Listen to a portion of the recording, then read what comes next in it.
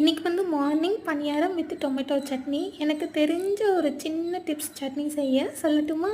Mostly நம்ம எல்லாருமே tomato chutney செய்யும்போது வந்து தேங்காய் தானே ஆட் பண்ணி செய்வோம். ஒன்று வந்து குவான்டிட்டிக்காக, இன்னொன்று டொமேட்டோவோட புளிப்பு தன்மையை வந்து குறைக்கிறதுக்காக. இந்த 2 ரீசனுக்காக நம்ம வந்து மோஸ்ட்லி தேங்காய் ஆட் பண்ணி செய்வோம். எனக்கு வந்து தக்காளி சட்னியில் தேங்காய் ஆட் பண்ணி அரைச்சா சுத்தமாக பிடிக்காது. என்ன மாதிரி யாராவது தேங்காய் ஆட் பண்ணாமல் வேறு ஏதாவது ஆப்ஷன் இருக்கான்னு கேட்டிங்கன்னா அவங்களுக்கான வீடியோ தான் இது.